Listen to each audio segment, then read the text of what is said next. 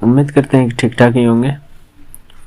और हम लोग अब देखेंगे आज BSSC 10+2 का प्रैक्टिस सेट से जो मैथ हमने लिया हुआ है और यूनिक कॉन्सेप्ट होंगे जो कि ट्रिक्स के साथ भी सॉल्व करने का कोशिश करेंगे। ये मेरा इस सीरीज का छठा वीडियो होगा। इससे पहले आप 5 वीडियो नहीं देखें तो वो जाकर देखें, आपको बहुत ज़्यादा बेनिफिट होने वाले हैं।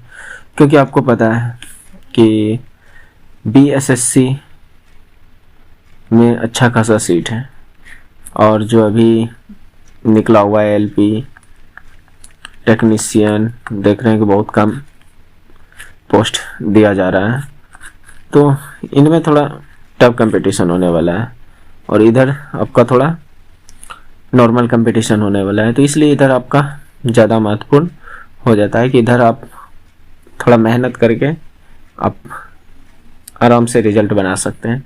तो आप लोगों को पता है कि इधर जो है 75 मैथ एंड रीजनिंग है, मैथ और रीजनिंग है, तो यहाँ से आप लोग का ज़्यादा वेटेज है।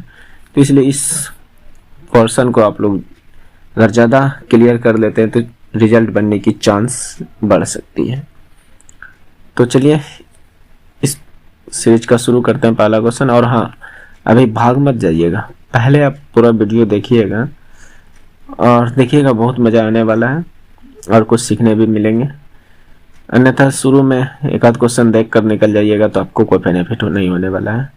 तो इसलिए मैं आपसे निवेदन करता हूँ कि आप कम से कम 10 क्वेश्चन तक रुकिए, उसके बाद आपको खुद लगेगा कि नहीं और क्वेश्चन हमें करनी चाहिए। तो चलिए स्टार्ट करते हैं। देखिए क्या करना है, ये सब इजी क्वेश्चन है। एक व्यक्ति ने समान मूल्य पर 2 वस्तुएं खरीदी और एक को 15% लाभ पर और दूसरी को 5% की हानि पर बेच दिया।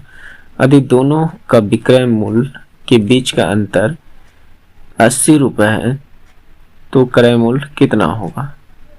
चलिए, दोनों का विक्रय मूल्य यानी SP जो हमें दे दिया है वो 80 रुपये दे दिया। ओके, तो हम लोग यहाँ से देखेंगे कि इसको कैसे, मान लीजिए इसका ये रुपये है, 80 रुपये है, ठीक है। मान लेते हैं वस्तु का जो क्रय मूल्य होगा 100 रुपये, मान लेते हैं 100 यूनिट या 100 रुपया। चलिए शॉर्टकट में ही लिखते हैं तो बेहतर रहेगा। CP हम मान लेते हैं 100 है, ये माना हुआ है, ये ओरिजिनल नहीं है। इधर आप थोड़ा सा अलग रखिए, तो यहाँ पर माना हुआ 100 रुपये है मान लेते हैं, लेकिन एक को बेचा है 15% प्रॉफिट पर। 15% प्रॉफिट होने का मतलब SP1 जो होगा इसमें 15% जोड़ दीजिए तो ये कितना हो जाएगा 115। SP2 की बात करें यानी दूसरा 5% की हानि पर, 5% हानि मतलब कि 100 का सामान 5% हानि पर बेचेंगे तो 95 में 95 रुपये।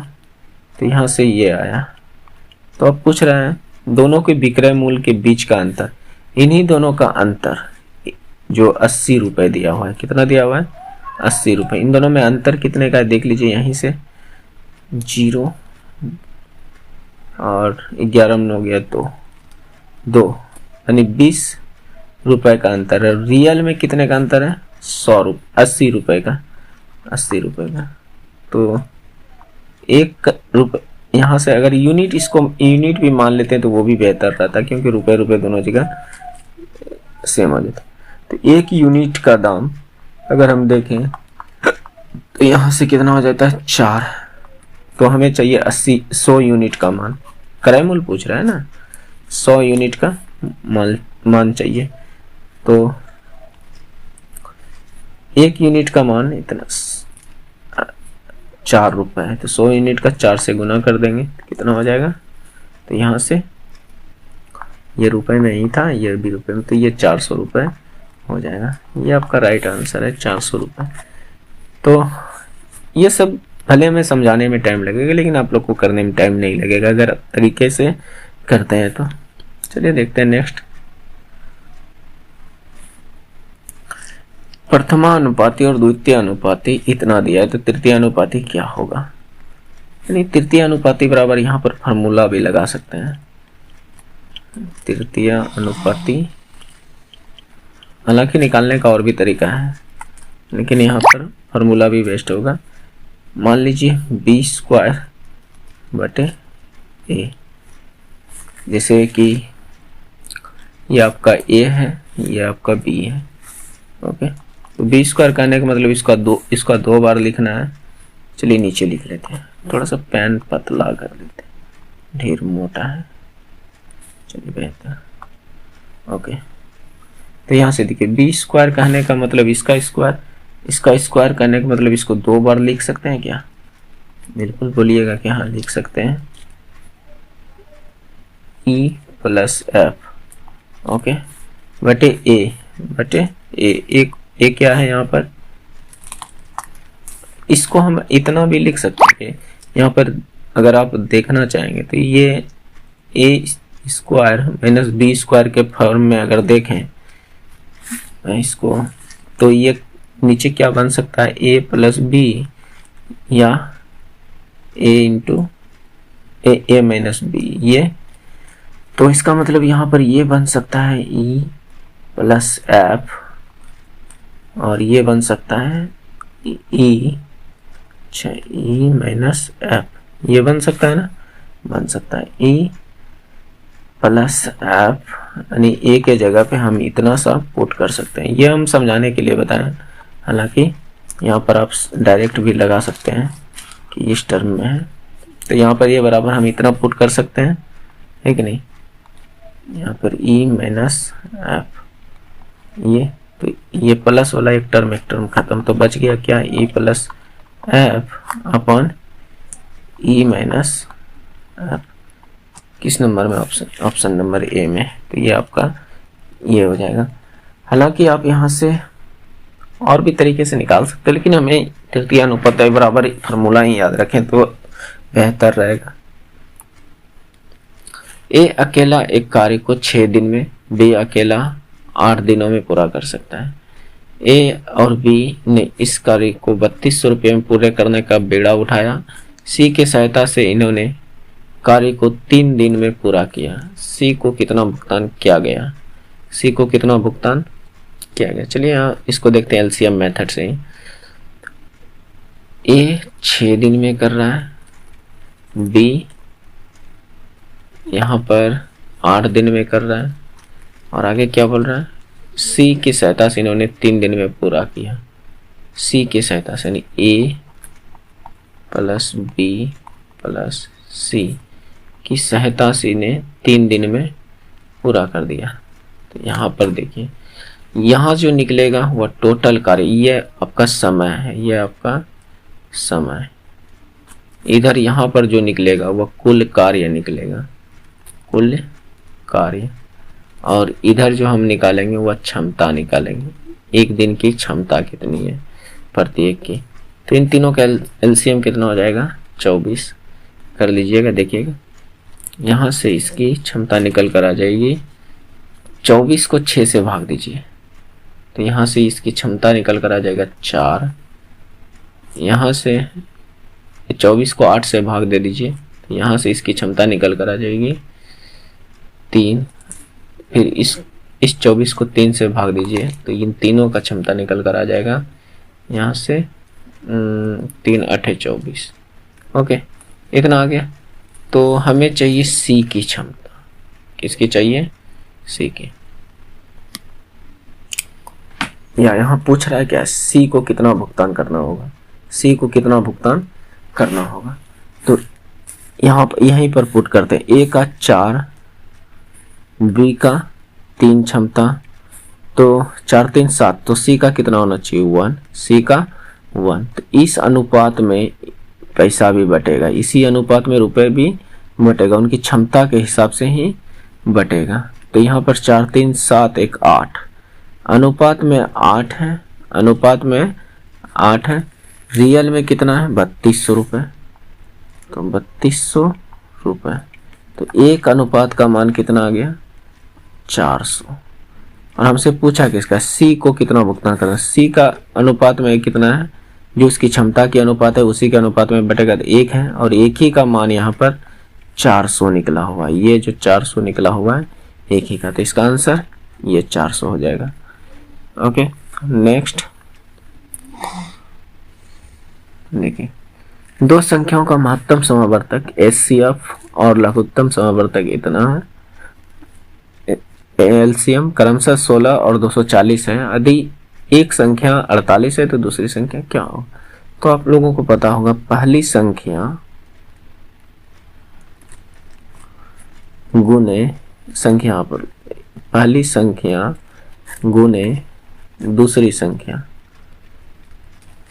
पहली संख्या गुना दूसरी संख्या बराबर जो होता है एलसीएम, शॉर्ट भाषा में लिख देते हैं एलसीएम गुना HCF, ये होता है फार्मूला। तो इन पर आप बना सकते हैं। पहली संख्या हमें दिया, एक संख्या कोई भी एक संख्या दिया हमें 48, दूसरी संख्या हमें फाइंड करनी है, दूसरी संख्या फाइंड करनी है। एलसीएम हमें यहाँ पर 240 दिया है, HCF कितनी दी है 16, HCF हमें 16 दी है। तो यहाँ से इस 48 ये गुना में तो उधर जाकर भाग में पलट जाएगा, है कि नहीं, तो 240 गुना 16/48, तो यहाँ से दूसरी संख्या ये आपकी फाइंड हो जाएगी। तो यहाँ से इसको कटा दीजिए, 16 तिया कट गया, 3 से ये 80 बार में कट जाएगा, तो 80 आ जाएगा, यानी दूसरी संख्या हमारी 80 आ जाएगा। ये सब इजी है और इसी तरह के मैथ पूछे भी जाएंगे। अभी हमने और भी अच्छे सारे क्वेश्चन लिए हुए हैं, अच्छे से अच्छे क्वेश्चन, जो कि आपको करने में मजा आएगा। ये प्रैक्टिस के पर्पज से है, और हमने प्रीवियस ईयर के भी 2 पेपर कराए हैं, अगर उसको आप नहीं देखें तो उसको भी आप देख लीजिएगा, आपको बहुत ज़्यादा बेनिफिट होने वाले हैं। 7, 5, 9, x 15 का औसत इतना है 10 है, और फिर इतना का औसत इतना दिया हुआ है, तो y का मान हमसे पूछ रहा है। तो योग बराबर क्या फॉर्मूला होता है, योग बराबर सभी संख्या, यानी या तो दी गई नंबर गुना औसत, सभी संख्या, कुल संख्या गुना औसत लिख सकते हैं। कुल संख्या कितना है, कुल संख्या गुना औसत, ये योग होता है, सभी संख्या का योग होता है औसत। तो योग इधर कितना होगा, 5 + 7 + 9 + x + 15, यही है। और इन कुल कई गो संख्या है, 1 2 3 4 5, 5 संख्या है। औसत कितनी दी हुई, 10, औसत कितनी दी हुई 10। यहाँ से x हमारा निकल कर आ जाएगा, और थोड़ा पतला कर लेते हैं, थोड़ा मोटा। चलिए यहाँ से मेरा इन सबको जोड़िए, 7 5 12 9 21 और 15 9 7 16 5 21 15 हो जाएगा आपका, 21 15 36, 36 + x, ये यहाँ से ये 50, 10 × 5 = 50, तो x बराबर यहाँ से कितना आ जाएगा, 50 - 36, तो ये आपका x बराबर 14 निकल कर आ गया। तो यहाँ अभी इसको रहने देते हैं, इसको यहाँ पर रहने देते हैं, x बराबर 14 निकल कर। अब दूसरा कंडीशन देखते हैं, तो सेम चीज़ यहाँ पर भी दूसरा हम भी अप्लाई करेंगे। देखिए इसमें टोटल कितनी संख्या जो दिया है उसको ऐड कर लेंगे, 17 + 8 + 19 + 16 + x + y + 4 बराबर कितना है, कुल संख्या गिन लेते हैं कितना है, 1 2 3 4 5 6 7, 7 गो है। ओके, औसत इसकी कितनी दी हुई है, 12। चलिए यहाँ से ये हो गया, इन सबको जोड़िए कितना होता है, 16 4 20 और इधर हो जाएगा आपका 18 7 25 45 और प्लस 19 45 प्लस 19। तो यहाँ से कितना हो जाएगा ये 9 5 14 4 1 5 1 6 64 64 कितना हो गया 64। तो यहाँ से 64 plus x y x plus y. तो यहाँ से बरसते 84। तो x प्लस वाई बराबर यहाँ पर कितना आ जाएगा 64 घटा दीजिएगा तो यहाँ से ये कितना आ जाएगा 84 माइनस 64 तो बराबर में 20। ठीक है, x प्लस वाई का मान हमारे पास 20 आ चुका है। चलिए x प्लस वाई का मान 20 आ चुका है। हमें y का मान फाइंड करना है। x का मान हमने निकाल ही चुका है कि 14 हुआ है, तो x के जगह पे 14 को रख दीजिए प्लस y बराबर 20। तो y बराबर यहाँ से 20 माइनस 14 तो y बराबर 6 इतना आ गया। ये हमारा आंसर है। ओके नेक्स्ट, वर्तमान में पिता की आयु उसके बेटे की आयु की 3 गुनी है। चलिए इसको हम लोग शॉर्ट मेथड से ही बनाते हैं, हालांकि लॉन्ग मेथड से भी कर लेंगे। चलिए वर्तमान में पिता की आयु उसके बेटे की आयु की 3 गुनी है। मान लीजिए फादर, पहले शॉर्ट मेथड से करते हैं, फादर और सन, यानी सन की 3 गुनी है। हमेशा पुत्र जो होगी हो यानी पिता जो होगा वो अनुपात में ज्यादा होगा क्योंकि पिता की उम्र ज्यादा होती है। 5 वर्ष बाद उसके बेटे की आयु का यानी 2.5 गुना होगा।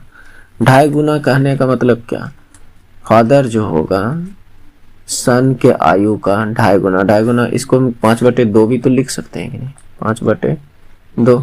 तो ये सन उठकर नीचे आ जाएगा, तो यहाँ पर सन, यहाँ से इसको मिटा देते, तो ये क्या बन गया, ध्यान से देखिएगा, ये रेशियो क्या बन गया 5:2, यानी सन 2 है तो फादर का रेशियो कितना है 5।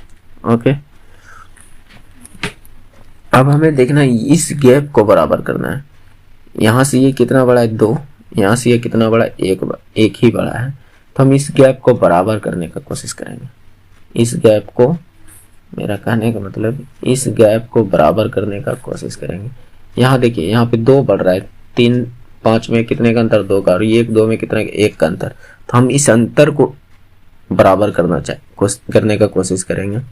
तो बराबर कब होगा, जब इनके अंतर को ऊपर वाले से गुना कर दीजिए और इनके अंतर को नीचे वाले से। तो इनका अंतर कितना है, इन दोनों का अंतर कितना है 3 का अंतर, तो इसको 3 से गुना कर दीजिए। इन दोनों ऊपर वाले का अंतर कितना है 3 और 1 का अंतर 2, तो 2 को इससे गुना कर दीजिए। ओके, तो यहाँ गुना कीजिए, 3 3 9 और 3, और यहाँ पर क्या हो जाएगा 5 दूनी 10 और 2 दूनी 4। क्या इन दोनों का गैप बराबर आया, यहाँ भी देखिए गैप 1 का आ रहा है, यहाँ भी गैप 1 का आ रहा है, और इसी एक गैप का मान है 5 वर्ष। ओके, इसी एक गैप का मान है 5 वर्ष। बात समझ पा रहे हैं। तो यहाँ पर पूछ रहे वर्तमान में बेटे की आयु कितनी है, वर्तमान में बेटे की उम्र कितनी है। तो अब ये वाला रेशियो लेकर नहीं चलना है, इधर जो रेशियो दिया है उसको लेकर नहीं चलना। अब ये है, ये वर्तमान वाला रेशियो है, ये बाद वाला 5 वर्ष बाद वाला। तो वर्तमान में बेटे की आयु, वर्तमान में ये क्या है, ये वाला है वर्तमान वाले ऊपर वाला, यहाँ पे ऊपर वाला ये था, तो हमने इसको बराबर किया, तो ये 5 दिया। 3 का मान हमें निकालना है, तो 3 बचे 15। एक गैप का मान 5 है, तो 3 गैप का मान कितना होगा, यानी 3 अनुपात का मान कितना होगा 15। तो ये आपका 15 वर्ष आंसर हो गया। चलिए इसको, ये तो शॉर्ट मेथड था, भले ही बताने में समझाने में टाइम लगा, लेकिन ये करने में इससे आसान प्रोसेस नहीं होगा। चलिए देखते हैं इसको थोड़ा सा लॉन्ग, क्योंकि ये मेथड सभी को नहीं आए समझ में आएगा। जो अच्छे स्टूडेंट है वो आराम से समझ पाएंगे। तो यहाँ पर देखिए,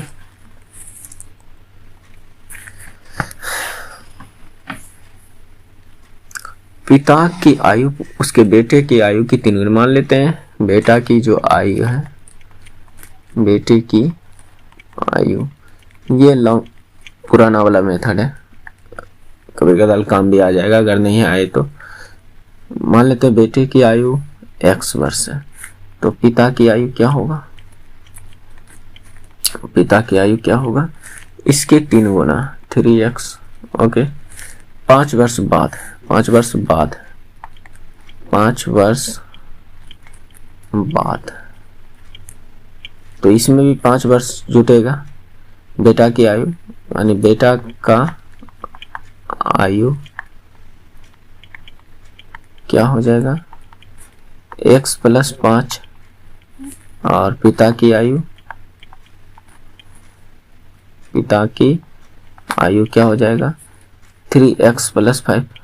आप यहाँ समझने का कोशिश कीजिएगा, दोनों में हमने 5 क्यों जोड़ा, दोनों में 5 हमने इसलिए जोड़ा कि अगर मान लीजिए कि आपके और पिता में, अगर आपका पिता मान लीजिए अभी 30 वर्ष के होंगे और आप, नहीं इतना कम तो नहीं हो सकता है, चलिए थोड़ा सा और ज़्यादा मानते हैं, अगर मान लीजिए आपका पिता अभी 45 का है और आप 20 का है, 20 वर्ष का है, तो अभी आप दोनों में गैप का अंतर कितना है, तो आप कहिएगा कि 25 वर्ष है। तो 5 वर्ष बाद पिता भी तो 5 वर्ष बढ़ेगा और आप भी तो 5 वर्ष, आप में भी तो 5 वर्ष ऐड होगा। पिता 50 वर्ष का हो जाएगा और आप कितने वर्ष का, 25 वर्ष का। आप अभी भी देखिए 25 वर्ष का अंतर है। तो ये गैप हमेशा समान होता है सभी का, अगर एक रिलेशन में है तो यहाँ पर इस बात को आप समझ पाए होंगे, समझने का जरा कोशिश कीजिएगा, इसीलिए हमने दोनों में 5 ऐड किया है।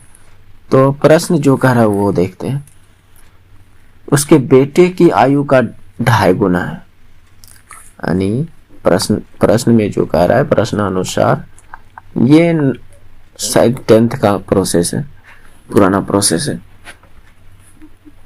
यानी पिता की जो आयु है 3x + 5 वह बेटे की आयु का 2.5 गुना है, यानी x + 5 का 2.5 गुना है।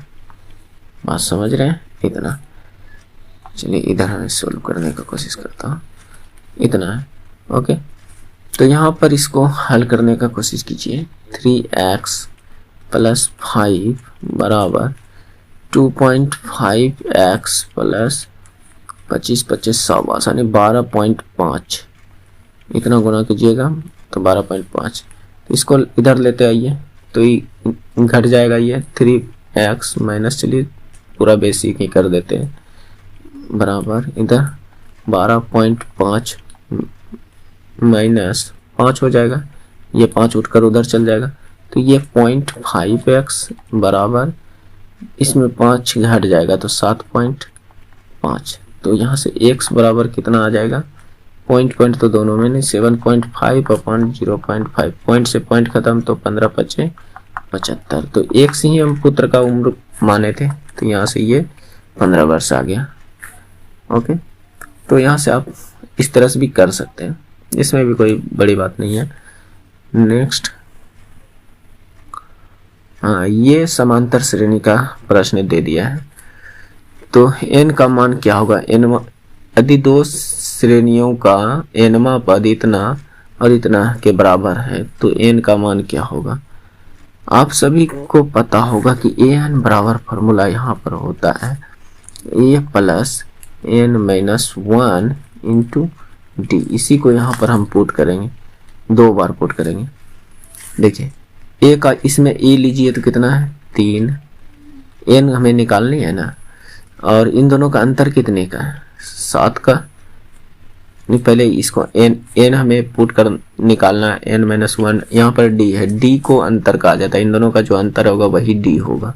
ओके, तो यहाँ इन दोनों का अंतर कितने का है 7 का, सभी में 7 का है, समांतर श्रेणी का है तो सभी में सेम अंतर होगा 7। नेक्स्ट, इसका प्रथम पद कितना है, यह मतलब प्रथम पद 63 है, 63 प्लस n -1, इसका अंतर कितने का है? 2 का। देखिए सभी में 2 का अंतर है कि नहीं? तो डी यहाँ पर अंतर है 2। बस इसको हल कर लीजिए, इसको इधर लेते आइए और इसको उधर लेते जाइए। n-1 इंटू 7, इधर से क्या आ जाएगा? -n-1 इंटू 2, 63 में ये 3 उधर चल जाएगा, -3। इतना सा आप लोग हल कर लीजिएगा। तो इतना 7 गो में से 2 गो चल जाएगा, तो कै गो बचेगा? 5 गो। n-1 इंटू 5, इतना, इन दोनों का अंतर इतना हो जाएगा और इसका अंतर 60। तो ये 5 गुना में, तो इधर हमने थोड़ा सा शॉर्ट करने के लिए इस तरह से, नहीं तो इसको आराम से आप गुना कर सकते थे। यहाँ पे 7 से इन दोनों को गुना करते हैं, 2 से इन दोनों को गुना करते हैं, फिर घटाते हैं, तो ज़्यादा टाइम लग सकता था। तो 60/5 यहाँ पर आ जाएगा। तो n-1 बराबर यहाँ 12, n बराबर क्या आ जाएगा? ये माइनस में तो उधर प्लस में +1, तो n बराबर यहाँ से 13 निकल कर आ गया। तो यही हमसे पूछा गया था। ये समांतर श्रेणी के प्रश्न है। तो हमने तो इस सेट को प्रॉपर मारा था और हमने देखा भी था कि कितना प्रतिशत लोग इसको सही किया था। मात्र इसको 22% बच्चे ही सही कर पाए थे। तो ये क्वेश्चन इंपॉर्टेंट है, क्योंकि ये क्वेश्चन सभी से नहीं बन सकता है। अगर आपसे बन पा रहा है तो समझिए कि आपकी तैयारी ठीक ठाक है, नहीं तो फिर आप वीक हैं इस क्षेत्र में, ये नहीं कि सभी क्षेत्र में। चलिए यहाँ पर देखिए, एक व्यक्ति 25 किलोमीटर प्रति घंटे की दर से एक बिंदु ए से बी तक जाता है और 4 किलोमीटर प्रति घंटा की दर से वापस चला आता है। अगर पूरी यात्रा में 5 घंटे 48 मिनट लगता है तो ए बी के बीच की दूरी क्या है? तो मान लीजिए एक कोई रेखा है, ये ए है, ये बी पॉइंट है और इन दोनों के बीच की दूरी हम मान लेते हैं डी है। इन दोनों के बीच की दूरी डी है। एक बार गया डी दूरी, किस रफ्तार से? 25 की रफ्तार से। हम यहाँ पर ये लगा रहे हैं समय बराबर फॉर्मूला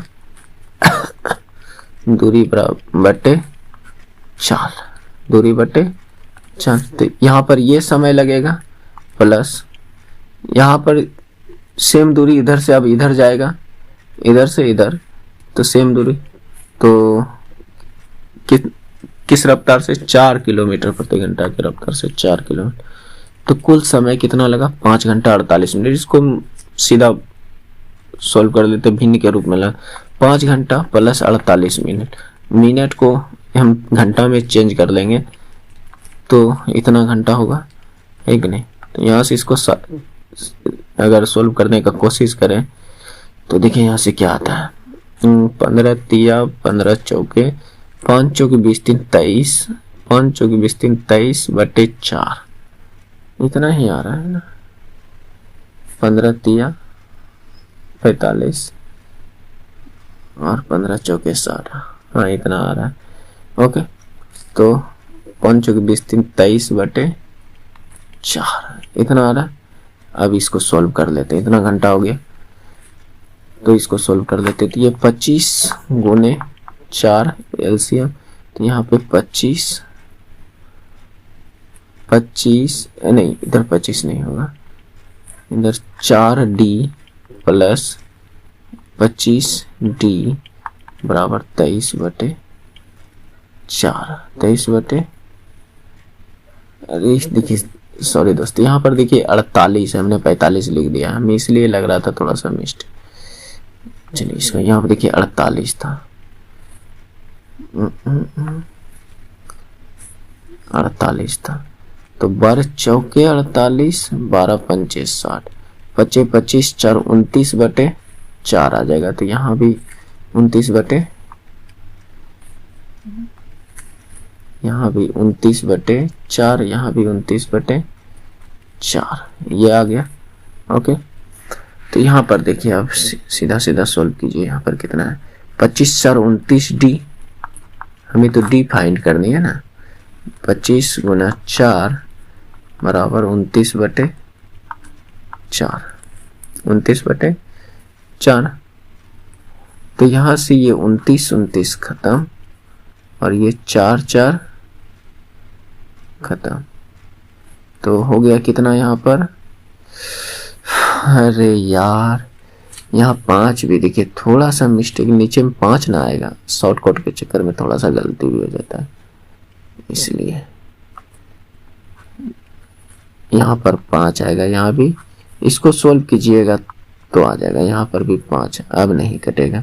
तो ये 4 नहीं कटना चाहिए था, ये 4 आपका नहीं कटना चाहिए था, 4। ये 29 तो कंप्लीट कट जाएगा, तो ये 5 से कर सकता है, 5 से 5 बार में। तो यहाँ से डी बराबर क्या आ जाएगा, 5 चौक 20, डी बराबर 20 आ जाएगा, 20 किलोमीटर। में डी ही निकालनी थी, डबल डी नहीं निकालनी थी, सिर्फ डी, यहाँ से यहाँ तक की दूरी को हमने डी माना है। तो ये आ जाएगा आपका 20 किलोमीटर आ गया। नेक्स्ट, 2 अंकों की संख्या, देखिए 2 अंकों की संख्या इस प्रकार है, इनके अंकों का गुणनफल 12, दी गई संख्या 36, दी गई संख्या में 36 जोड़ दिया जाए तो अंक अपना स्थान परस्पर बदल लेती है। इसको देखिए, प्रोसेस से करने से बेहतर है कि ऑप्शन से कीजिए, वो ज़्यादा बेनिफिट देगा और जल्दी भी हो सकता है। तो दोनों अंकों का गुणनफल 12, तो इन दोनों का गुणनफल 12 तो है, गुणनफल 12 तो 6 दूनी 12 है ना, और इनमें 36 जोड़ दें तो इसका ये पलट जाएगा क्या, ये 26 बन जाएगा 36 जोड़ने पर, यानी पलटने का मतलब क्या, 2 इधर 6 इधर आ जाए तो 6 2 8, 6 3 9 नहीं बदला, तो ये ऑप्शन नहीं हो सकता।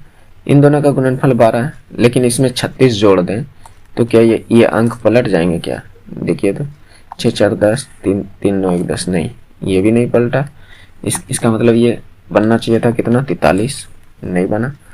इसमें देखिए इन दोनों का गुणनफल इतना है, इसमें 36 अगर जोड़ दें तो क्या ये पलट सकते हैं क्या, 6 6 12, 3 2 5, 1 6 62, हाँ पलट तो गया। इसको पलटाने का मतलब कि 6 पहले आएगा 2 बाद में आएगा, ये पलट गया, तो ये ऑप्शन मेरा सही हो जाएगा। अगर नहीं तो इसको भी करके आप देख लीजिए, इसमें 36 ऐड अगर कर दें तो 4 3 6 3 9 और यहाँ पर 4 3 7, ये 79 होगा। क्या इसको पलटाने पर ये 34 बनेगा, क्या ये 79 है क्या, नहीं है, तो ये मतलब कि ये ऑप्शन नहीं। तो ऑप्शन से आप कर सकते हैं, ऑप्शन से आप कर सकते हैं, तो इसका सही आंसर हो जाएगा ऑप्शन नंबर सी। इसीलिए दोस्त हम कहे थे कि थोड़ा रुकिए, अभी और भी क्वेश्चन, मजेदार क्वेश्चन आने वाले हैं।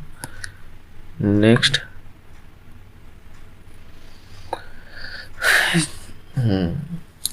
4 वर्ष के लिए 6% वार्षिक ब्याज की दर से एक निश्चित राशि का साधारण ब्याज 4500 रुपये है। उस राशि पर 2 वर्ष का चक्रवृद्धि ब्याज संयोजित कीजिए जब ब्याज की दर 4% वार्षिक हो। ठीक है, पहले देख लेते हैं साधारण ब्याज इतना है, तो मूलधन कितना होगा, मूलधन निकाल लेते हैं। तो SI बराबर फार्मूला आप लोगों को पता होनी चाहिए, क्या होता है SI बराबर formula P into R into T। हालांकि हम इसे शॉर्टकट भी कर सकते हैं, लेकिन बहुत को नहीं समझ में आएगा। देखिए SI का मान कितना दिया है 4500, P हमें निकालनी है, R कितनी है 6, और रेट टाइम कितना है 4 वर्ष अपॉन 100।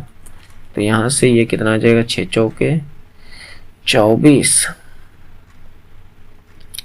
6 चौके 24, इसे कटा लेते देखते हैं, 4 से ये 25 बार में, और ये 6 से कटना चाहिए, तो 6 सत्ते 42, 6 पंचे 30, 75 यानी 750। तो P बराबर आ गया हमारा 750 गुने 25। ये कटाने का अगर तरीका नहीं आप समझ पा रहे हैं तो आप नॉर्मल जैसे कटाते हैं उसे कटाइएगा। ये इतना मूलधन आ गया, चलिए हम इसको गुना नहीं करेंगे ताकि और भी आसान हो सकता है, इतना रहने देते हैं कितना रुपए है मूलधन में। ठीक, अब बोल रहा है 2 वर्ष के लिए चक्रवृद्धि ब्याज दर है इतना, तो 2 वर्ष के लिए लगा देते हैं 4% की रेट से। तो यहाँ पर हम थोड़ा सा शॉर्टकट लगा देते हैं, जो कि आसान हो सकता है। 2 वर्ष का हो तो चक्रवृद्धि ब्याज कैसे निकालिएगा, देखिए समझिए, यहाँ पर ट्रिक ही समझ लीजिए, जो कि मेथड से कीजिएगा थोड़ा लॉन्ग हो जाएगा, ट्रिक से ही समझ लीजिए कि ये क्या होगा। जब 2 वर्ष का हो तो यहाँ पर लगाइए rate plus rate into rate बटे 100, किसका, मूलधन का इतना परसेंट, मूलधन का, या तो इसमें परसेंट लगा दीजिए, उतना ही आ जाएगा आंसर। तो यहाँ पर रेट कितना, यानी ये CI निकलेगा, ये क्या निकलेगा, CI, और हमसे पूछ भी रहा है क्या, चक्रवृद्धि ब्याज, ये CI निकलेगा। तो यहाँ पर रेट कितना है, 4 प्लस 4 इंटू 4 बटे 100, और P कितना है, 750 गुना 25, 750 गुना 25, परसेंट लगाने का मतलब नीचे में 100, यहाँ पर परसेंट लगाने का मतलब, तो इसको हल कीजिए, देखिए तो 4 4 8 गुना 100, 816, कितना हो जाएगा, 816 बटे 100 गुना 750 बटे 100। ओके, इसको हल कर लीजिए, ये आपका CI हो जाएगा। तो यहाँ से ये कट गया, 25 तिया 25 चौके इतना, और देखते हैं कटा पिटा के, 10 से 10 यहाँ बच रहा है, अच्छा देखते हैं, 4 चौके 16, यहाँ पर कट गया, कितना आ गया, 20 चौके 80 और 4 चौके 16 इतना, तो यहाँ से ये आ जाएगा 25 दिया 75, कहीं गलती तो हम नहीं कर रहे हैं, 750 गुना 25, ठीक है, 25 चौके तो कट गया, 4 से और कट सकता है, ये 4 से और कट सकता है, देखते हैं, 4 पंचे 20, 4 एका 4, 51 गुना 3, 51 गुना 3, तो 3 5 दिया 15, 153, और नीचे में 10, आंसर तो इतना है दोस्त, 1530। चलिए यहाँ पर कहीं हम हो सकता है हमसे मिस्टेक हो रहा हो, अगर, हालांकि यहाँ पर हो सकता है ये परसेंटेज ना हो, यहाँ पर ये परसेंटेज ना हो, ये जो हमने परसेंटेज ऐड किया, चलिए यहाँ से अगर परसेंटेज हटाने का मतलब नीचे से 100 हट जाना, नीचे से 100 हट जाना। देखिए दोस्त, हम भी एक कंपटीशनर ही हैं और हम भी BSSC के फॉर्म डाले हुए हैं, तो यहाँ से नीचे से 100 हट जाएगा, नीचे से ये 100 हट गया तो ये 0 तो नहीं कटेगा, ये 0 नहीं कटेगा, तो इसका मतलब यहाँ पर 30 रह जाएगा, 30 रह जाएगा, तो 30, तो यहाँ पर 15 30।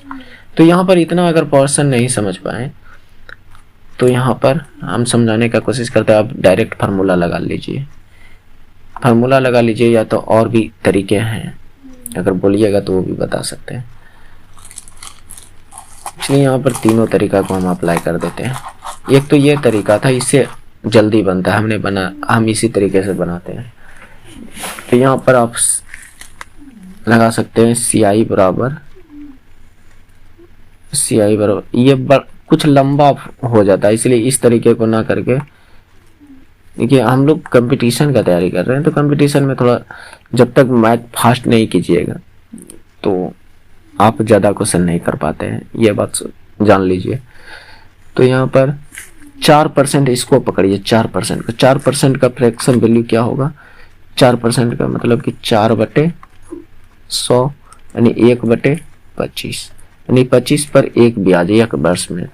तो 2 वर्ष का बात हो रहा है, तो 1 वर्ष में अमाउंट और मूलधन का रेशियो ये है, अमाउंट और मूलधन का रेशियो ये है। तो 2 वर्ष में बोलेगा तो यहाँ पर स्क्वायर कर दीजिए, अमाउंट ये मूलधन और अमाउंट का रेशियो से, तो इस यहाँ से अमाउंट और मूलधन का रेशियो निकल कर आएगा। तो 2 वर्ष बोल रहा है तो यहाँ पर 25 का स्क्वायर लगाइए और यहाँ पर 26 का स्क्वायर, 25 का स्क्वायर 625 और 26 का स्क्वायर 676। इन दोनों का गैप कितना है?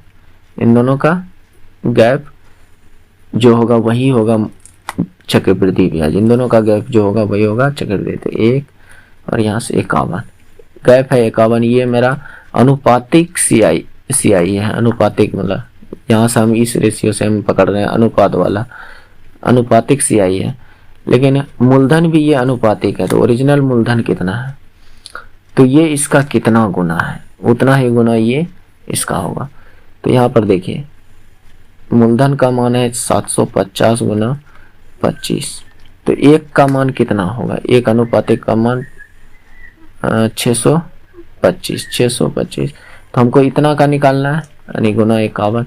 यहाँ से 25 गुना 25 625, 25 3 30 गुना 15। तो यहाँ से ये भी निकल कर आ जाएगा 3 इतना 15 30। तो इस तरीके से भी आप बना सकते हैं लॉन्ग मेथड से। उस तरीके से ये वाला जो बनाइएगा P/1 प्लस R/100 पर पावर n-p। तो ये थोड़ा सा लंबा हो जाएगा। ये आपका सीआई जो निकलेगा ये थोड़ा लंबा प्रोसेस भाग जाएगा, जो कि अब आप लोगों को ये सब मेथड नहीं लगाना चाहिए। इसलिए हम शॉर्ट मेथड की बात करते हैं। नेक्स्ट, एक वर्ग एक आयत का परिमाप समान है। ठीक है, वर्ग की भुजा 30 मीटर है तो आयत की लंबाई चौड़ाई से दुगुनी है। तो आयत का क्षेत्रफल क्या होगा? ठीक है, देख लेते हैं। यहाँ पर वर्ग की भुजा दिया है 30 मीटर। वर्ग की भुजा 30 मीटर है। ओके, तो आयत की भुजा क्या हो जाएगी? वर्ग की भुजा आयत की लंबाई उसकी चौड़ाई से दुगुनी है। ठीक है, देखते हैं। आयत की जो डायमेंशन के बारे में बोल रही है, आयत की भुजा बराबर इसकी जो आयत की लंबाई है, मान लेते हैं एल है। लंबाई क्या है? एल है, लंबाई एल है, जो कि चौड़ाई की दोगुनी है। तो चौड़ाई को ही हम पहले मान लेते हैं। चौड़ाई कुछ भी है, चलिए लंबाई चौड़ाई की बात कर रहे हैं तो चौड़ाई को x मान लेते हैं। तो लंबाई इसका दोगुनी है तो 2x लंबाई होगा। ओके, तो आयत का क्षेत्रफल हमसे पूछ रहा है, चलिए समझ लेते हैं यहाँ। तो प्रश्न ने जो कह रहा है कि दोनों का परिमाप समान है। तो वर्ग की परिमाप क्या होता है? 4 गुना भुजा यानी 4a। आयत का परिमाप क्या होता है? 2 × l + b। यही तो होता है कि नहीं होता है? तो 4a का मान हमें दिया है 30 मीटर। 2l का मान यहाँ पर 2x है और b का मान हमने x माना था। ओके, तो यहाँ से x का वैल्यू जो निकलेगा इनमें पुट कर देंगे तो वो लंबाई चौड़ाई निकल जाएगा। तो यहाँ से ये दो बार में कट जाएगा और यहाँ से 30 दूनी 60 बराबर 2x + 1 x, तो 3 x। तो यहाँ से x बराबर कितना आ जाएगा? 20। तो यहाँ पर x पुट कर दीजिए 2 और x का मान कितना आया? 20। तो ये आ जाएगा 40 और यहाँ x का मान दिया ही है 20। तो अब पूछ रहा है क्षेत्रफल। तो आप लोगों को आयत का क्षेत्रफल तो पता ही होगा, क्या होता है क्षेत्रफल? L × b यानी लंबाई गुना चौड़ाई होता है कि नहीं? लंबाई कितना है? 40, चौड़ाई कितना है? 20। तो 20 गुना 40 800। तो ये आपका आंसर 800 मीटर स्क्वायर आ जाएगा। मीटर में था तो मीटर स्क्वायर में आ जाएगा। नेक्स्ट, यदि हम शिक्षक को छोड़ दें तो 40 छात्रों और एक शिक्षक की औसत आयु 0.5 वर्ष कम हो जाए। तो प्रारंभ में औसत आयु 18 वर्ष थी। जब 40 छात्र और एक शिक्षक था तो 18 वर्ष था। तो शिक्षक की आयु कितनी होगी? तो योग बराबर अभी भी बताया था हमने, फॉर्मूला क्या होता है? कुल संख्या, चाहे वो किसी का भी हो, कुल संख्या गुना औसत। कुल संख्या गुना औसत। चलिए ये होता है। तो योग निकालनी है हमें टोटल। तो योग यहाँ से हम कैसे फाइंड कर सकते हैं, पहले हम निकालते हैं पहले कितना औसत था, पहले कितना औसत था। पहले कुल संख्या एक तो 40 छात्र था, एक 40 छात्र था और एक शिक्षक था, तो टोटल 41 था, टोटल 41 था, है कि नहीं। और पहले औसत कितना था, पहले का औसत 18। तो यहाँ से योग उस समय का योग कितना निकल के आ गया, यानी टोटल, जिसमें कि टीचर भी आ जाएंगे और स्टूडेंट भी आ जाएंगे, टीचर भी आ जाएंगे और स्टूडेंट, इन दोनों का योग इतना हो जाएगा 18 का 18, 18 1, 18 चौक 72, 1 73, 738 योग आ जाएगा। अब नेक्स्ट टर्म देखते हैं। नेक्स्ट अब पूछ रहा है कि टीचर को हटा दिए तो औसत 0.5 वर्ष कम हो गया है। ये यहाँ से हम कह सकते हैं ये टीचर प्लस स्टूडेंट है, टीचर प्लस स्टूडेंट की आयु का योग इतना है। अब सिर्फ हमें निकालना है किसका, स्टूडेंट का आयु का योग। स्टूडेंट का आयु का योग हो जाएगा, आयु का योग, देखिए दोस्त हम लोग जिस तरह से क्यूज में सोल्व करते हैं या सेट को सोल्व करते हैं उस तरीके को हम अप्लाई करने के लिए बताते हैं ताकि आसानी से आप भी कर सकें, आपका भी बेनिफिट हो सके। और मेरा कराने का एक ही मकसद है कि मैं खुद का भी स्पीड बढ़ाऊं और आप लोगों का भी स्पीड हमारे अनुसार बढ़ सके। तो सिर्फ स्टूडेंट का आयु का योग क्या हो जाएगा, स्टूडेंट टोटल कितने हैं 40, औसत घटकर कितने रह गए हैं, जब एक चल गया है तो यानी पहले 18 था तो उसमें से 0.5 घट गया तो कितना रह गया 17.5, 17.5 ही ना रहा। तो इसको गुना कीजिएगा तो कितना आ जाएगा, 5 चौक 20, 7 चौक 28, 29, 4 का 4, 2 6, 690 कितना आ गया 690। तो हमें निकालनी किसकी है, टीचर की आयु का योग। टी प्लस एस का मान मेरे पास कितना है, टी प्लस एस का मान मेरे पास 738 है और टी प्लस एस का मान हमने 690 निकाल दिया है। तो यहाँ से 738, तो टी बराबर क्या हो जाएगा 738 माइनस 690। तो यहाँ से ये हो जाएगा 8, 13 9 गया 4, 13 9 गया 4, कहीं गलती तो हमने गुना नहीं किया इसको। 18 चौक 72, 18 का 18, 18 चौक 72, 1 73, ठीक तो है, कहीं यहाँ तो गलती नहीं ना हुआ है, देखिए गुना करने में।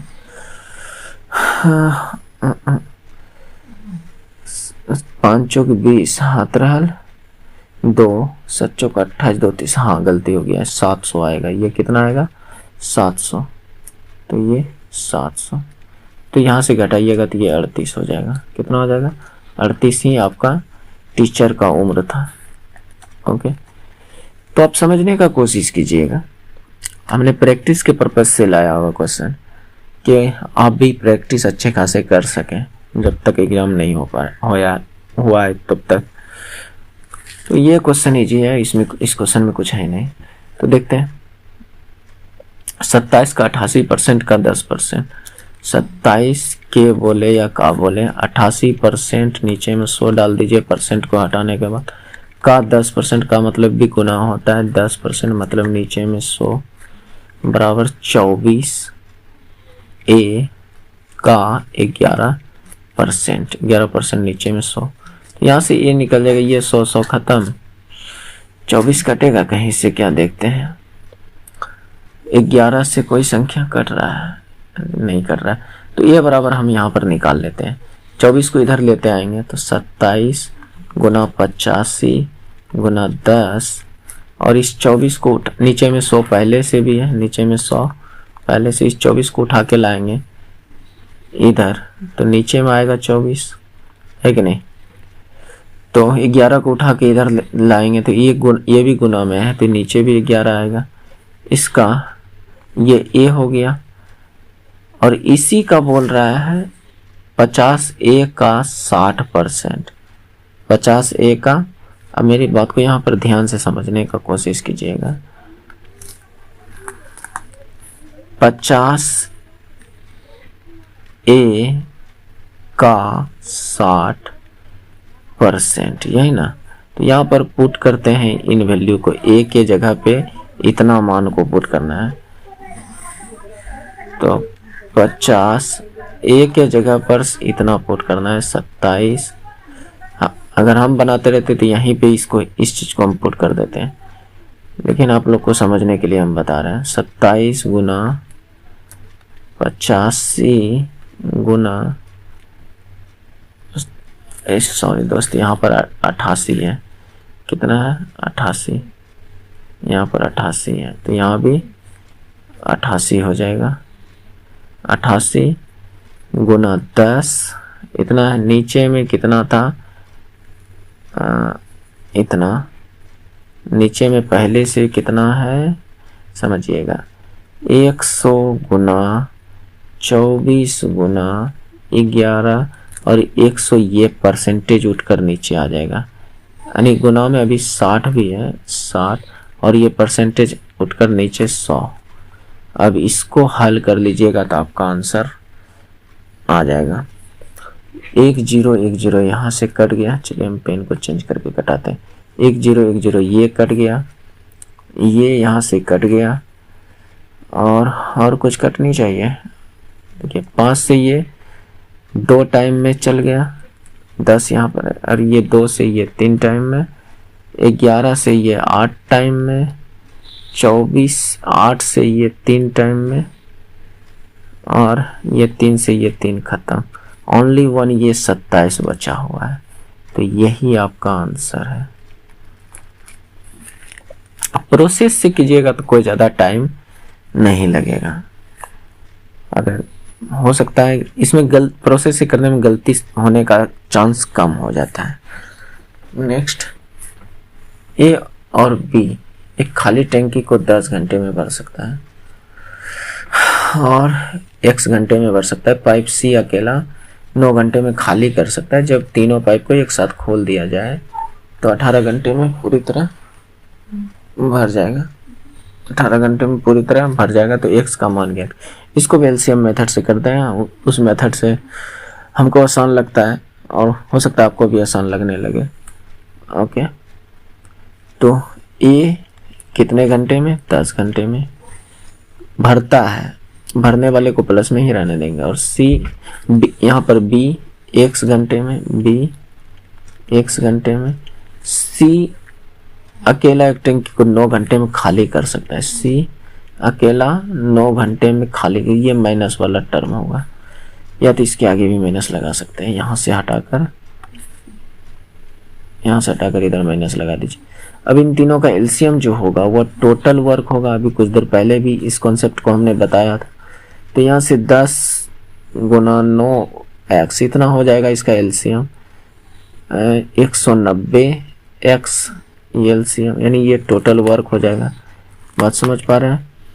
तो यहाँ पर ये देखिए, इसको भाग देंगे तो ये 19x होगा, इसको x से भाग देंगे तो ये 190 होगा, और 9 से भाग देंगे तो ये 10x होगा। बात समझ पा रहे हैं? 10x होगा, लेकिन किस में? माइनस में। लेकिन किस में? माइनस में, क्योंकि ये खाली कर रहा है, ये भर नहीं रहा है। इसकी क्षमता खाली करने की है, भरने की नहीं। इन दोनों की भरने की क्षमता है। तो यहाँ पर हम लोग एक कॉन्सेप्ट को समझते हैं। टोटल वर्क बराबर जो होगा टाइम इनटू क्षमता, यानी एफिशिएंसी। ये बात यहाँ पर लागू करवाना है हमें। ओके, तो टोटल काम यहाँ पर 90 है, TW ये 90 है, ये एफिशिएंसी इन तीनों का क्षमता है, यानी ये एफिशिएंसी है आपका, ये टोटल वर्क है, और ये डे है, यानी बोल सकते हैं टाइम। इसको क्या बोल सकते हैं? टाइम यानी घंटा में जो भी है। तो इतना, तो टोटल 18 घंटे लगता है। तो मान लीजिए टाइम निकालने के लिए आप कौन सा फॉर्मूला यूज कर सकते हैं? यहीं पर देखिए, इसको सोल्व अगर कीजिएगा तो टाइम को अगर उधर छोड़ दें तो इधर क्या होगा, टोटल वर्क अपॉन क्षमता, अपॉन क्षमता, टोटल वर्क अपॉन क्षमता, ये हो जाएगा आपका, है कि नहीं। तो यहाँ पर ही वही चीज, टोटल वर्क कितना है 190 एक्स, क्षमता सबका कितना है, कुल क्षमता 19x में 10x चल जाएगा तो कितना बच जाएगा, यहाँ पर लिख लेते हैं 19x प्लस एक का 190 है और एगो का -10x है, यही है। और ये टाइम कितना लगा है 18 घंटा, तीनों को एक साथ खोला है तब 18 घंटा। यहाँ से x का जो मान निकलेगा वही आपका आंसर हो जाएगा, है कि नहीं। तो यहाँ से देखिए कि कैसे हल कर सकते हैं इसको, 18 से ये कट सकता है, नहीं कटेगा, देखते हैं पहले। 190x नीचे में 19x में 10x जाएगा तो 9x होगा कि नहीं, 9x प्लस 190 यानी 9x प्लस 190 इतना होगा ये। और यहाँ से ये हो जाएगा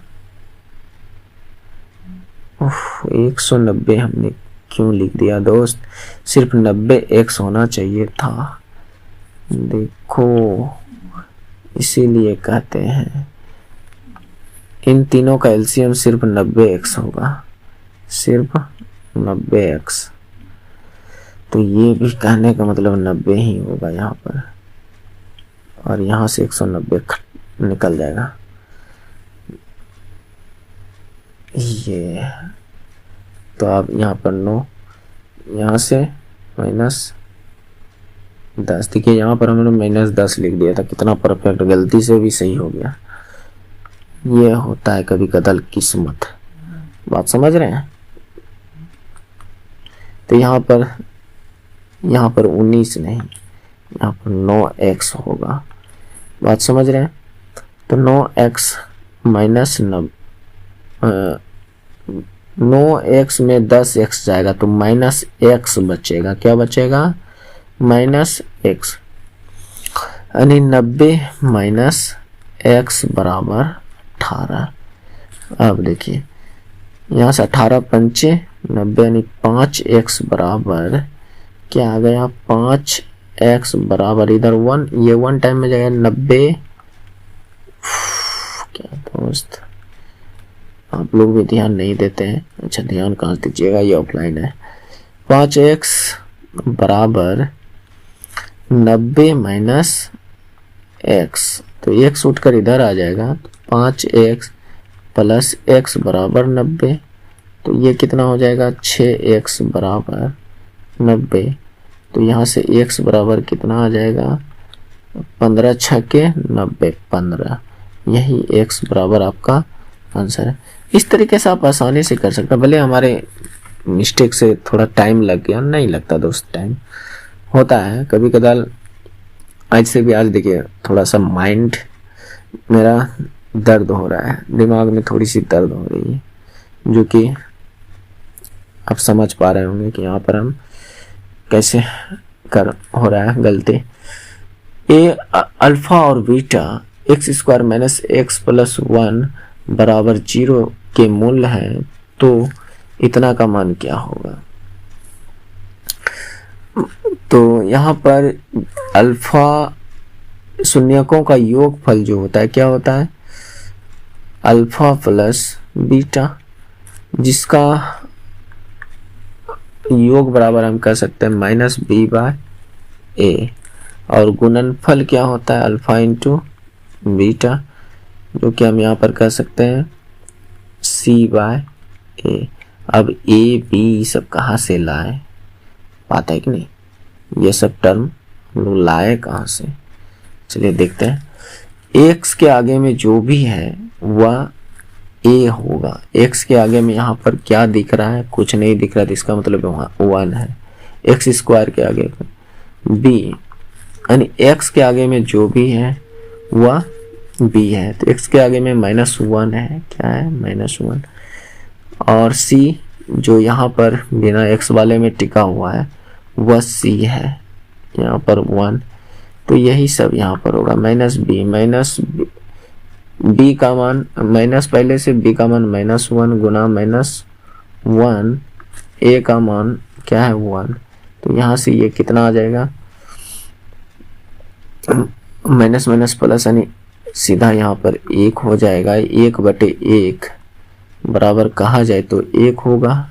यहाँ पर सी का मान कितना होगा 1, और 1/1 यहाँ पर ये भी 1 हो जाएगा, ये भी 1 हो जाएगा। बात समझ पा रहे हैं? तो अब आगे प्रोसेस देखते हैं।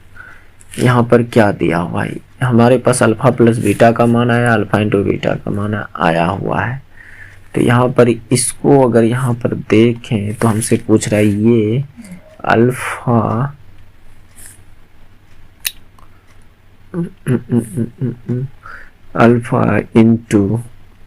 इंटू तो नहीं है दोस्त, अल्फा बटे बीटा स्क्वायर प्लस बीटा बटे अल्फा स्क्वायर, यही ना।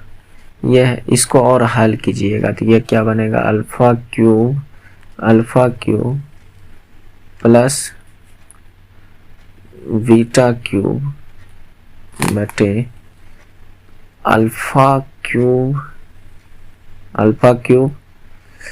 इंटू अल्फा क्यूब, क्यों भाई नीचे में एलसीएम ना आएगा, beta square into alpha square, यही ना आएगा। तो यहाँ पर इसको हम लिख सकते हैं, देखिए क्या लिख सकते हैं, यहाँ पर हम लोग इतना सा टर्म को क्योंकि हमें क्यू के टर्म में पहुंचना है, क्यू के टर्म में, और यहाँ क्यू के टर्म में कुछ है ही नहीं, क्यू के टर्म में कुछ है ही नहीं। तो ये अल्फा प्लस बीटा और यहाँ पर अल्फा प्लस बीटा, अल्फा ये लिखा जा रहा है अल्फा प्लस बीटा का whole square, alpha plus beta का whole square minus 3 alpha into beta, ये फार्मूला होता है दोस्त, इसको याद रख लीजिएगा, हमें याद है। यहाँ पर alpha square into beta square. आज थोड़ा वीडियो बनाने में उतनी मन नहीं लग रहा है, इसलिए गलती भी हो रहा है।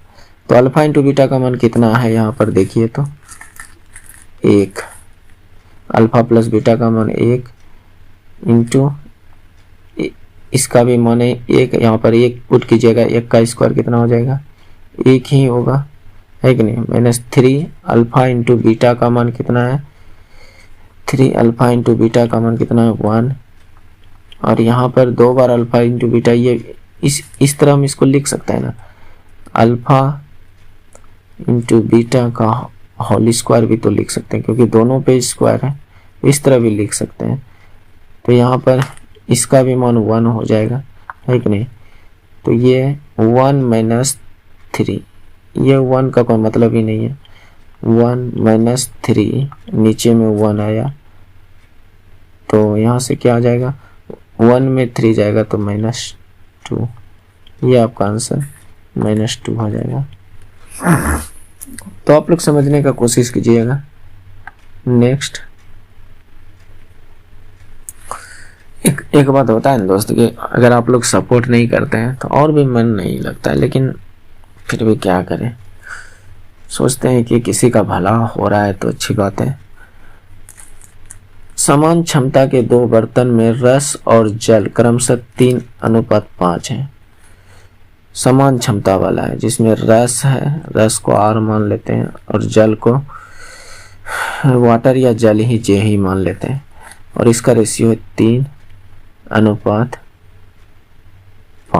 ओके, फिर बोल रहा है और एक में है 3:1, एक में है 3:1। तो दोनों बर्तन के मिश्रण को मिलाकर एक बड़े बर्तन में डाल दिया जाए तो नए मिश्रण में रस और जल का अनुपात कितना होगा। तो इसको चलिए करते हैं, इसको भी शॉर्ट मेथड से ही इसी तरीके से बेहतर होगा इस प्रश्न को करने का। तो यहाँ पर देखिए दोनों में बोल रहा है सेम, लेकिन क्या सेम है, इन दोनों को ऐड कीजिए तो ये 8 आ रहा है, कितना आ रहा है 8, और इनको ऐड कीजिएगा तो ये 4 आ रहा है ना। तो इन दोनों को बराबर कर दीजिए। ये 8 है, इसको 8 बनाने के लिए क्या कर सकते हैं, 2 से गुना कर सकते हैं कि नहीं, 2 से गुना, तो 2 से पूरे टर्म को गुना कर दीजिए। तो ये क्या बन जाएगा, ऊपर वाला सेम ज्यों का त्यों रह जाएगा, ऊपर वाले को 1 से भी गुना कर दीजिएगा तो सेम रहेगा, 3:5। और नीचे वाले क्या हो जाएंगे, 3 दूनी 6 और 2 एका 2, तो 6 3 9, ऐड करना है ना, दोनों को बर्तन को एक ही में बड़े बर्तन में डालना है, 9 और 5 2 7। तो ये आपका बनकर निकल कर है 9:7। नेक्स्ट, एक विद्यालय में प्रत्येक छात्र या तो क्रिकेटर या बैडमिंटन दोनों खेलता है। 50.7% जो है क्रिकेट खेलते हैं और 64.3% बैडमिंटन खेलते हैं। कुल छात्रों की संख्या कितनी है, कुल छात्र मान लेते हैं 60% है, कुल छात्र 60 बराबर जो है 100% मान लेते हैं, कितना है 100%। लेकिन यहाँ पर देखें तो क्रिकेट कितना खेल रहा है 50.7%, और बैडमिंटन जो खेल रहा है वो कितना खेल रहा है 64.3%, 64.3%। यहाँ से कुल कितना निकल कर आ रहा है 7 3 10 गिरी 0, 4 1 5 और 6 5 11 12, 125% निकल रहा है। लेकिन कुल छात्र हमने माना है 100%, तो ज़्यादा कितने हैं 25%, ज़्यादा कितने हैं 25%।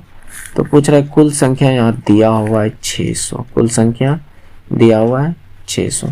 तो 600 का, हालांकि हमने 100 माना, 100% हमें चाहिए कितना, यानी इस जगह पे हम 600% भी मान सकते हैं। क्या मान सकते हैं 600%। तो ये हमको चाहिए 600 का 25%, 600 का 25%, यानी तो कितने छात्र क्रिकेट और बैडमिंटन दोनों खेलते हैं। दोनों खेलने का मतलब यही 25% जो आ रहा है, ये दोनों खेल रहा है। अगर इसे ग्राफ में भी देखना चाहें तो ग्राफ से भी इसको बना सकते हैं, वेन डायग्राम से बना सकते हैं। इसका 25% कितना हो जाएगा, ये 0 जो परसेंटेज यहाँ से हट जाएगा, परसेंटेज यहाँ से हट जाएगा, तो ये 25 छक्के 150, 25 छक्के 150, 150 तो आ रहा है। कहीं हम जोड़ने में तो गलती नहीं किए हैं। जी हाँ दोस्त, जोड़ने में गलती, देखिए कितना गलती आज हो रहा है। हमारे पहले वीडियो जाके देखिएगा, इतना गलती नहीं होता है। यहाँ पर देखिए 15% होगा, इन दोनों को ऐड कीजिए तो 115 ही होगा। तो यहाँ 15% एक्स्ट्रा, मतलब कि 100 से ज़्यादा है, जो कि दोनों खेल रहा है, 15% दोनों। तो इसका 15% ही आपको निकालना है, 15%। तो ये 2 0 खत्म, 15 छक्के 90 स्टूडेंट जो है दोनों खेल रहे हैं। नेक्स्ट, एक बैग में 5 पैसे, 10 पैसे और 25 पैसे की सिक्के हैं। सिक्कों की संख्या का अनुपात इतना है, तो सिक्कों का मूल्य, कुल मूल्य इतना है, 30 रुपए है। तो 5 पैसे के सिक्कों की संख्या कितनी होगी। चलिए, सिक्कों के अनुपात दिया है तो 5 पैसे का कुल अनुपातिक मान कितना होगा। चलिए इसे करते हैं, 5 गुने 1, 1 है, 5 पैसे की अनुपात में 1 है। नेक्स्ट, 10 पैसे के अनुपात में इतना हो जाएगा 10 गुना 2, और 25 पैसे का अनुपात में कितना हो जाएगा 25 गुना 3, 25 गुना 3। ओके, इतना है। तो इस अनुपात का मतलब कितना 6 20, यानी ये अब कहने का मतलब कुल मूल्य का अनुपात है। ये जो अनुपात हमने निकाला, मूल्य का अनुपात, कुल मूल्य का अनुपात, कुल मूल्य का अनुपात। और कुल मूल्य जो दिया है अनुपात में तो ये निकलेगा इतना 20 अनुपात 75, इतना अनुपात में इतना निकला है। तो 5 पैसे की सिक्कों की संख्या पूछ रहा है, कुल मूल्य का अनुपात, और रियल में कितना दिया है कुल मूल्य। तो पहले इसको ऐड कर लेते हैं, अनुपातिक में कितना है 25 6 81 और 20 101, 101 ही तो होगा ना, 25 दिया 75 और 10 दूनी 20 और 5 1 5, तो 26, 5 1 5 या 6। देखिए सही में दोस्त आज जो है ना दिमाग बहुत ही आ गया है मेरा। 5 तो 100 हो गया, कितना हो गया 100, अनुपातिक मान है ये अनुपात, और रियल मान दिया है 30 रुपए। हमने ये पैसों में ही इसको रुपए में कन्वर्ट नहीं किया था, ये सारे के सारे पैसों में ही था, तो इसी को हम पैसा में चेंज कर देते। पैसा हम चेंज करेंगे 100 से गुना और मतलब 2 जीरो, तो अनुपातिक एक अनुपात का मान कितना आ जाएगा 3000/100। तो यहाँ से 2 जीरो खत्म, तो एक अनुपात का मान 30 आ गया, एक अनुपात का मान 30 आया है। और हमसे पूछा किसकी सिक्कों का, 5 पैसे के सिक्कों का, तो सिक्कों का अनुपातिक मान कितना 1, और एक ही का हमें मान चाहिए, एक ही का हमें मान चाहिए, एक ही अनुपात का मान चाहिए, तो यहाँ पर 30 राइट आंसर है। नेक्स्ट,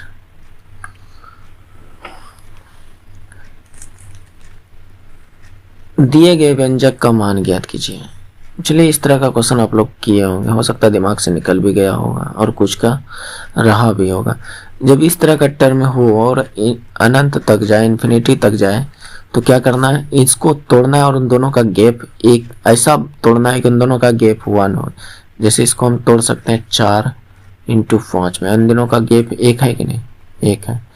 तो माइनस अगर रहे तो छोटा वाला आंसर होगा, अगर प्लस रहे, सब में प्लस रहे तो बड़ा वाला।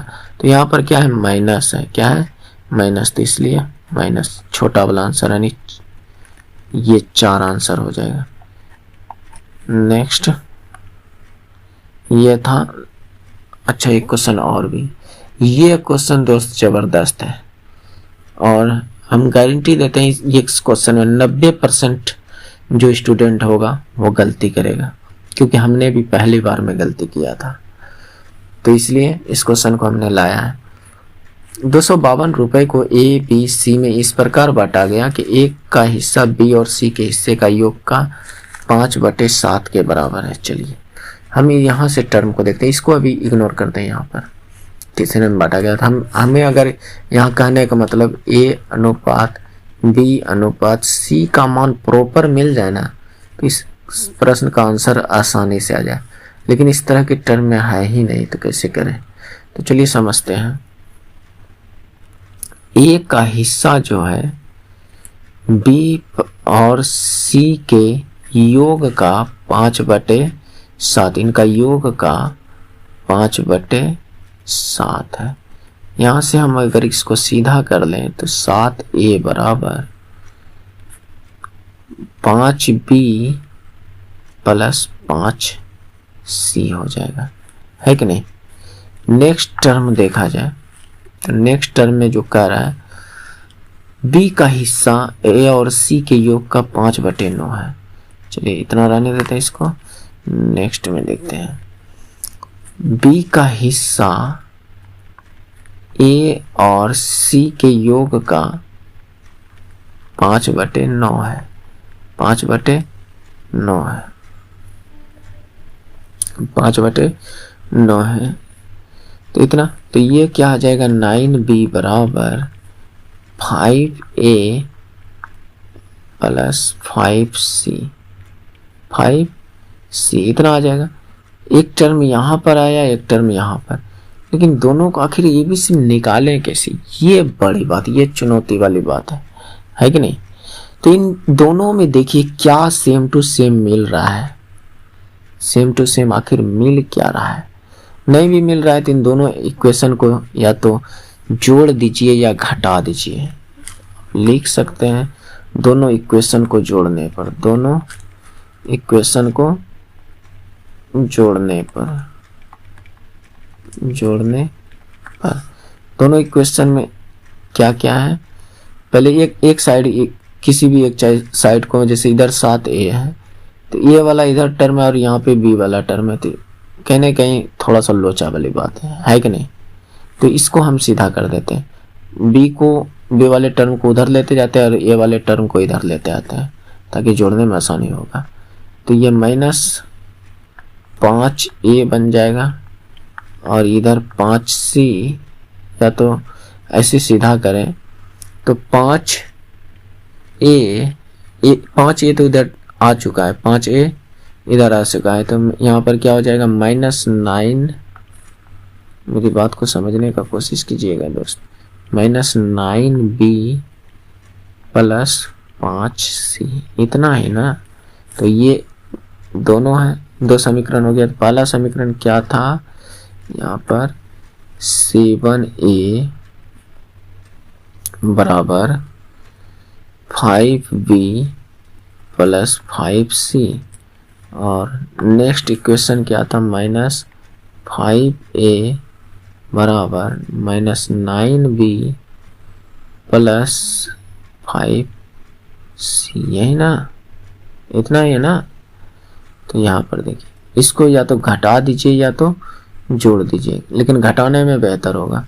इक्वेशन जब बनाते तो घटाइएगा, तो इसका मतलब इसमें इसको घटाइएगा तो ये माइनस वाला चिन्ह चेंज हो जाएगा, ये प्लस में, ये प्लस में, ये माइनस में, दोनों साइड हमने जो है इन पूरे में माइनस से गुना कर दिया। इस इक्वेशन में पूरे में माइनस से हमने गुना कर दिया, माइनस से गुना माइनस से कर दिया, -1 कर दें या कुछ भी, सिर्फ -1 से गुना कर दिया। तो ये टर्म आप जो बनकर आया है यहाँ पर इतना, तो इसको अब हल कीजिए। 7 5 12a, इस माइनस का कोई मान्य नहीं, 7 5 12a, यहाँ पर 9 5 14b बरा, ये 5c में 5c घट गया, 5c घट गया तो इतना, तो ये 0 हो जाएगा, ये कट जाएगा। तो a अनुपात b बराबर 14/12, या इसको और छोटा टर्म कीजिएगा तो 7 दूनी 14, 6 दूनी 12, ये ए बी का अनुपात इतना आएगा। किसी एक इक्वेशन में, मेरा कहने का मतलब किसी भी एक इक्वेशन में इन दोनों अनुपात को पुट कर दें तो सी का निकल जाएगा। यहाँ पर इस इक्वेशन को अगर 1 मानते हैं, इस इक्वेशन को अगर हम 2 मान लेते हैं, तो किसी भी एक इक्वेशन में विलोपन, प्रतिस्थापन, ये सब वज्रगुणन, खंड विधि, ये सब 10th में आप लोग बनाए होंगे। तो यहाँ पर हमने विलोपन विधि लगा दिया है, आप लोग समझने का कोशिश कीजिएगा। तो थोड़ा सा यहाँ पर समझिएगा, इसको थोड़ा सा हम इधर कर देते हैं, ठीक है। यहाँ पे हमने किया, तो इस इक्वेशन को उठा लेते हैं, थोड़ा सा आसान लग रहा है। 7, कलर चेंज कर लें, 7a बराबर 5b प्लस 5c।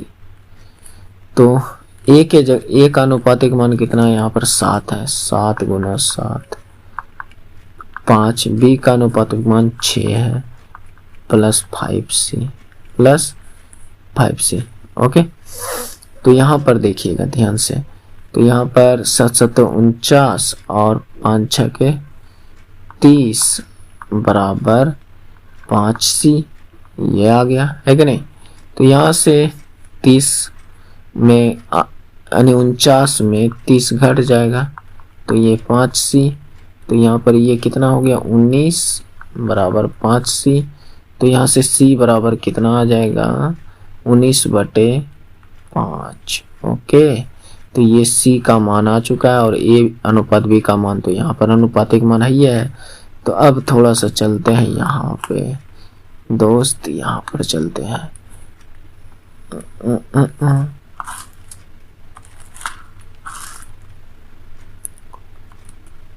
चलिए, अब हमने अनुपात को निकाल लिया है, अब हमें कोई दिक्कत नहीं होगा। a अनुपात में कितना है 7, b अनुपात में कितना है 6 और c अनुपात में कितना आया था 19/5। 5, 19/5 यही ना। तो सभी का योग जो है इतना है, इतना रुपया को बांटा गया, लेकिन इस यहाँ पर अनुपातिक मान इतना आया है। तो इन सबको ऐड कीजिए, ये अनुपातिक मान होगा और रियल मान यहाँ है। तो इन 6 5 7 6 13, 13 5 65 9 84/5 आ जाएगा। इन सबको ऐड कीजिएगा तो 84/5 आ जाएगा। और इनका मान दिया है यहाँ पर 252। रियल मान कितना दिया है? 252। ये अनुपातिक मान आ गया। तो इसको कटाइएगा तो ये आपका 3 टाइम में जाएगा और एक अनुपातिक मान का आ गया 3 × 5। हमें चाहिए कितना? सी का चाहिए। सी का अनुपातिक मान कितना है? 19/5। तो इसको एक को 19/5 बनाने के लिए दोनों साइड 19/5 से गुना कर सकते हैं। 1 × 19/5। तो इधर भी 3 × 5 था, तो इसको भी 19/5 से गुना कर दीजिए। तो ये 5 5 खत्म। तो ये कितना आ गया?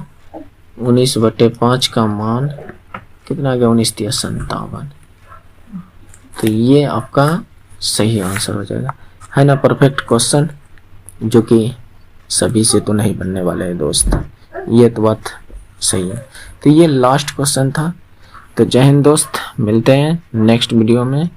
और आप लोग अपना प्यार बनाए रखिए, और चैनल पर पहली बार आए थे तो ज़रूर सब्सक्राइब कर लीजिएगा और लाइक भी कर दीजिएगा, जिससे आपके भाई को मोटिवेशन मिल सके और भी इस तरह के कॉन्सेप्ट को, अच्छे क्वेश्चन को ला सके।